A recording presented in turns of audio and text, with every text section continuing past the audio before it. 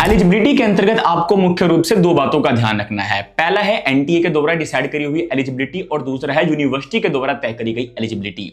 NTA के eligibility rule की बात करें तो कैंडिडेट ने क्लास 12 पास किया होना चाहिए या 2026 के अंतर्गत क्लास 12 में अपीयर होना चाहिए। वहीं पर यूनिवर्सिटी के रूल की बात करें तो वो हर एक कोर्स के लिए अलग अलग क्राइटेरिया रख सकती है। उदाहरण के लिए अगर मैं डीयू के अंतर्गत बीए इकोनॉमिक्स ऑनर्स की बात करूं तो अगर आप डीयू से बीए इकोनॉमिक्स ऑनर्स को ऑप्ट करना चाहते हैं तो उसके अंतर्गत डीयू का रूल कहता है कि आपके क्लास 12 के अंतर्गत मैथ्स कंपलसरी होना चाहिए। इसी के साथ सीयूटी में भी आपको मैथ्स डोमेन सब्जेक्ट को चूज करना होगा।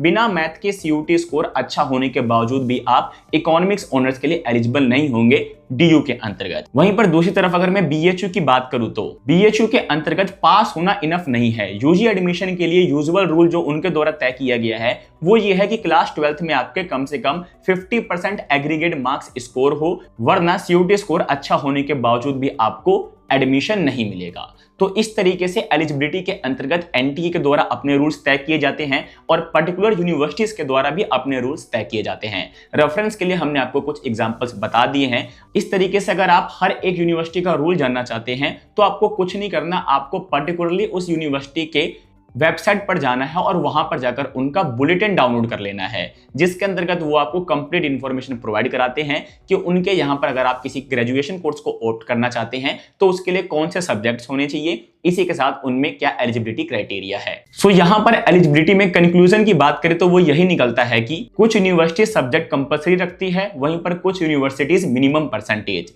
सीयूटी सिर्फ एग्जाम है, फाइनल एलिजिबिलिटी यूनिवर्सिटी ही डिसाइड करती है।